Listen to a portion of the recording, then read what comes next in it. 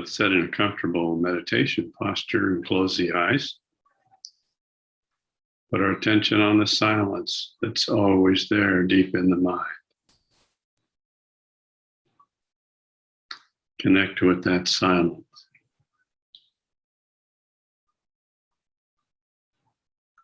Become the silence.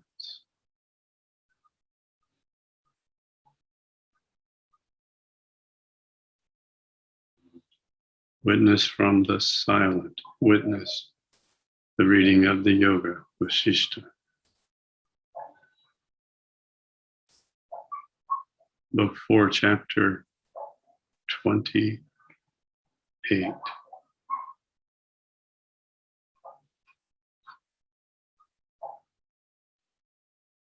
Description of the renewed battle between the gods and demons.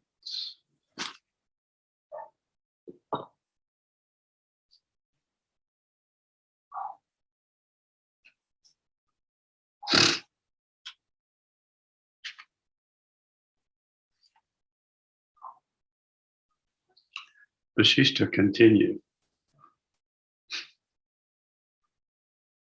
saying so, the god Brahma vanished from the sight of the gods, just as the wave of the sea retires and mixes with its waters after having dashed and crashed against the shore.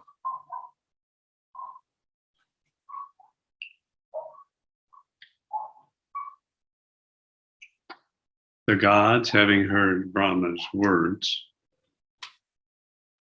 returned to their respective homes as the breeze, bearing the lotus fragrance,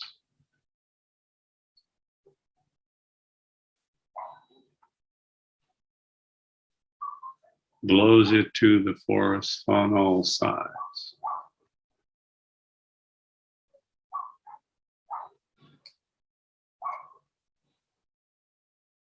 They stayed in their delightful houses for some days, like bees resting themselves in the cells of flowers after their wanderings.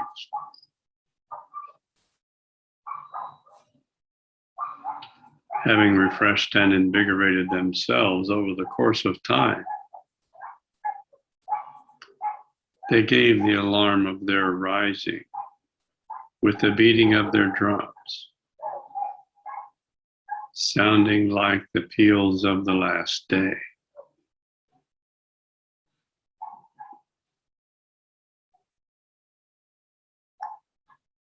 Immediately, demons rose from the infernal regions and met the gods midway in the air and commenced their dreadful attack upon them. There was a clashing of armor, clattering of swords and arrows, the flashing of lances and spears, and the crackling of mallets and various other weapons, such as battle axes and discus, thunderbolts, and hurling of rocks and huge trees and the like. There were many magical weapons that ran on all sides like the torrents of rivers, while rocks and hills, high mountains and huge trees were flung and hurled from both sides, filling the earth with confused noise and rumbling.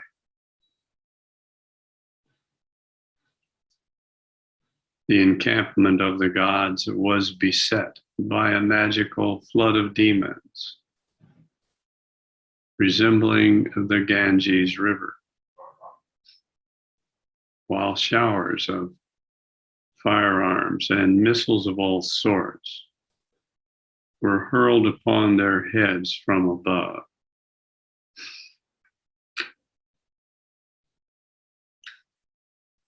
Many big bodies of gods and demons rose and fought and fell by turns, like the elemental bodies of earth and other elements, rise and disappear from view by the act of illusion, Maya. Big bombs broke the heads of mountains, and the earth became a vast sheet of blood like a Red Sea. Heaps of dead bodies on both sides rose like forests to face of heaven. Living lions with iron bodies, rows of saw-like teeth and nails white as casa flowers were let loose by the magic art to roam rampant in the airy field.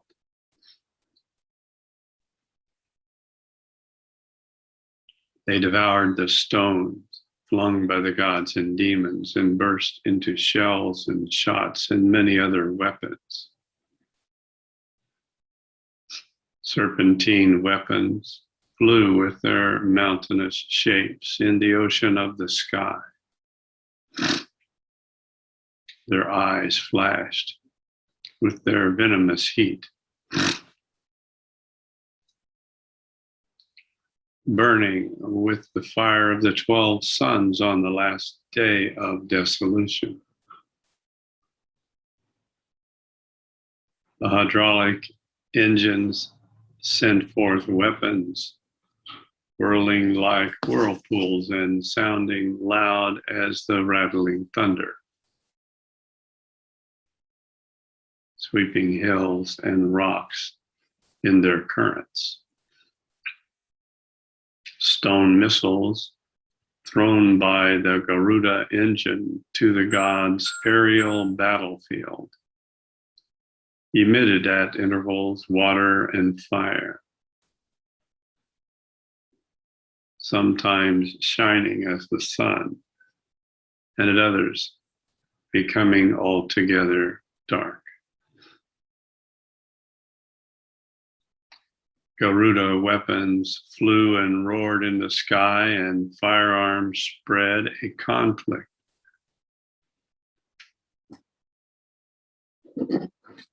of burning hills above.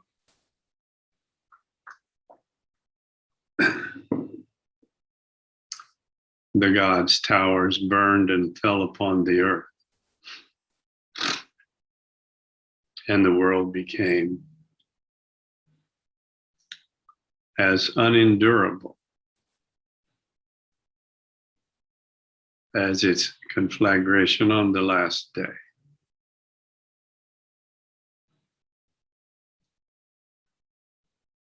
Demons jumped up to the sky from the surface of the earth, as birds fly to heaven from mountaintops.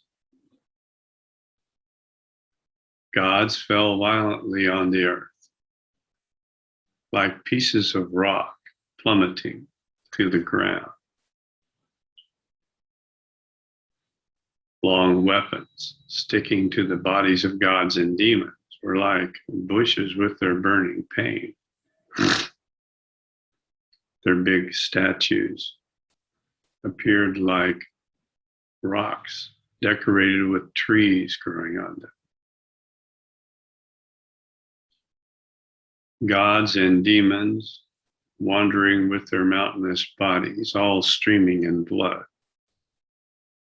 appeared like the evening clouds of heaven, pouring the purple floods of the celestial Mandakini River.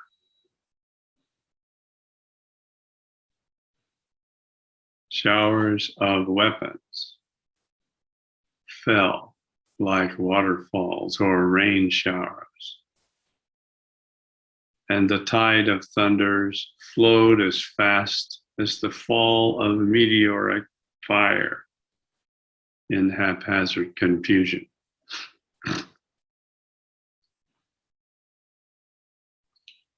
Those skilled in the arts were pouring floods of purple fluids mixed with the red clay of mountains from the pipes of elephants' tusks, just like they sprinkled the festive water of holy mixed with red powder through a syringe. Gods and demons, though worried by one another, did not yet give up their hope of victory, but hurled weapons from their hands to harass each other. Riding on the broad backs of big elephants, they wandered in the air, spreading their brightness all around.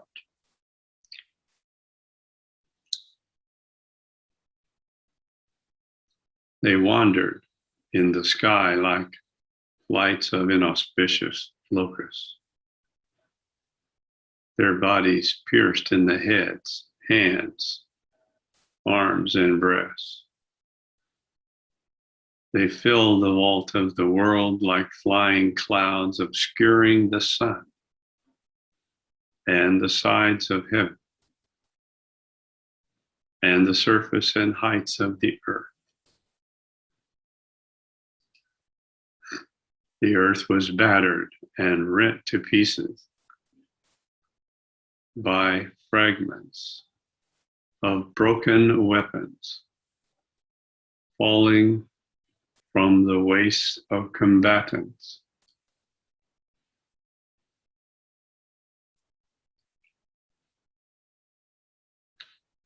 Who assailed one another with their loud shouts. The sky echoed to the thunderclaps of weapons striking each other, the clattering of the stones and trees, and the blows of the warriors on one another, as if it was the commotion of the day of universal destruction.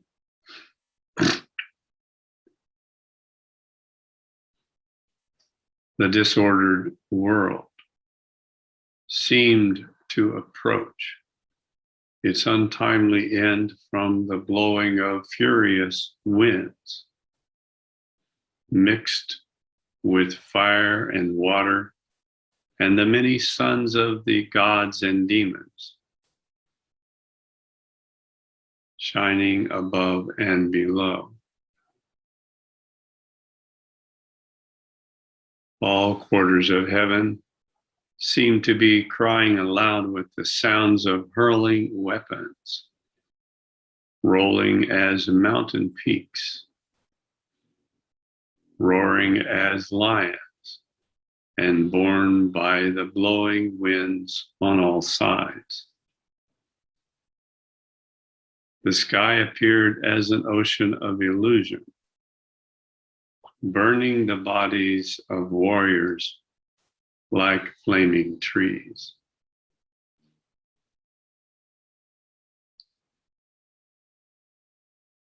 And rolling in surges of gods and demons' dead bodies, floating on it like mountains. The edges of the earth seemed like forests, made by the clubs and lances and spears and many other weapons, constantly falling upon them.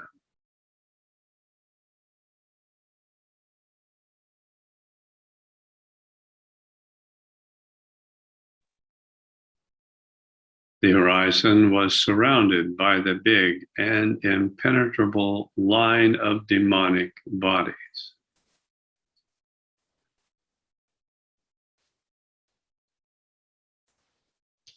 resembling the change of Mount Sumeru encircling the earth.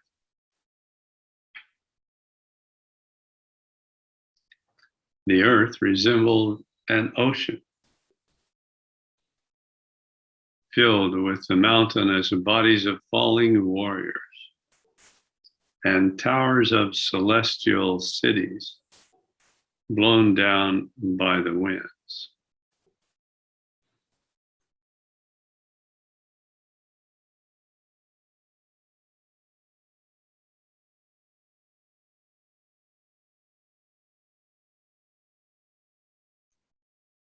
The sky was filled with violent sounds, and the earth and its mountains were washed by torrents of blood. Blood-sucking demons danced on all sides and filled the cavity of the world with confusion. The dreadful warfare between gods and demons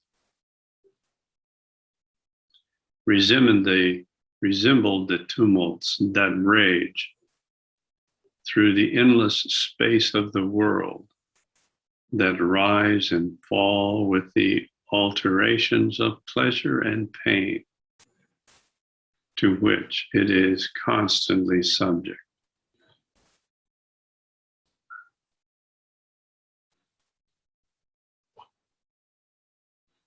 Chapter 29. Defeat of the demons. In this manner, the energetic and murderous demons repeated their attacks and waged many wars with the gods. They carried on their warfare sometimes by fraud and often by their aggressiveness. And frequently, after a truce of open war was made with the gods, they sometimes fled, renewed their strength, then attacked again in the open field.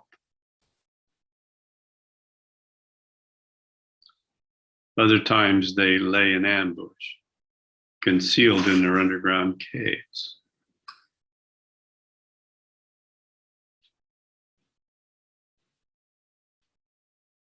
Thus they waged their battle against the celestials for 35 years, by repeatedly flying and withdrawing from the field, then reappearing with their arms. They fought again for 5 years, 8 months, and 10 days, shooting their firearms, trees, and stones, and thunders upon the gods.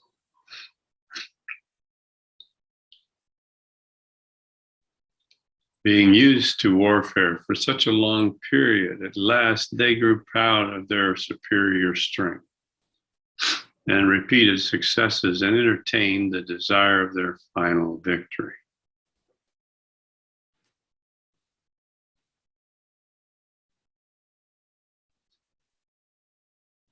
Their constant practice in arms made them sure of their success, just as the nearness of objects cast their reflection in a mirror.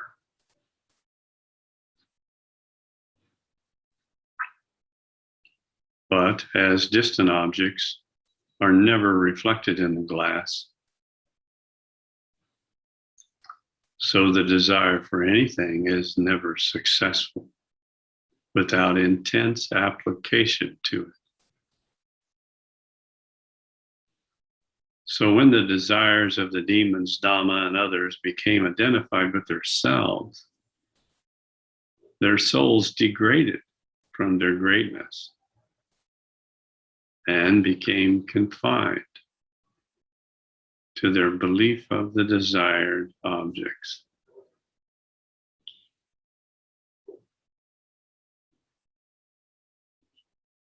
All worldly desires lead to false expectations. And those entangled in the snares of their expectations are thereby reduced to meanness in their spirits, falling into the errors of egotism and selfishness. The demons were led into the blunder of meism,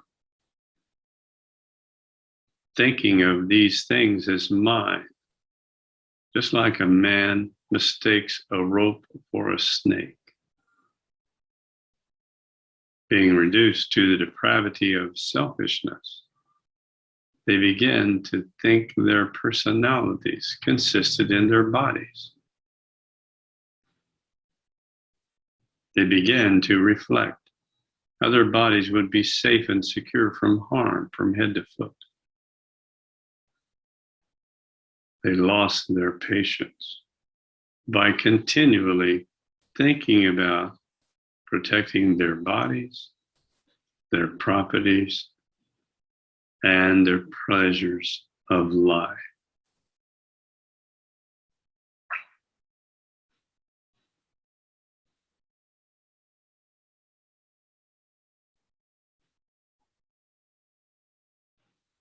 Desire of their enjoyments diminished their strength and valor.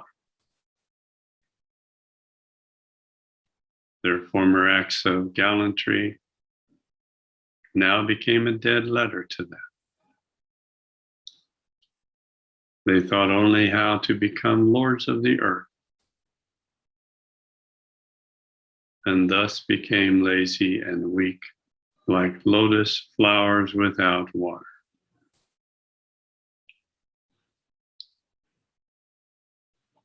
Their pride and egoism led their inclination toward pleasures of good eating and drinking, and to the possession of every worldly good.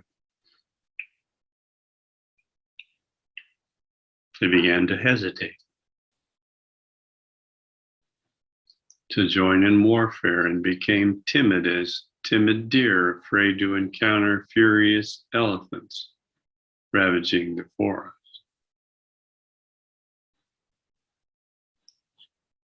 They moved slowly in despair of their victory and for fear of losing their lives in the encounters with the gods, furious elephants in the field.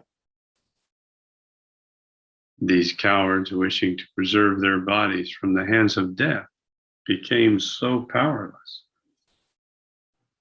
that they rested, satisfied with their enemies' feet on their heads. Thus, these unnerved demons were unable to kill the enemy standing before them. As a fire without enough fuel is unable to consume the sacred ghee offering. They became like gnats before the aggressive gods, standing with their bruised bodies like beaten soldiers. What more needs to be said? The demons were overpowered by the gods and fled from the battlefield in the fear of their lives.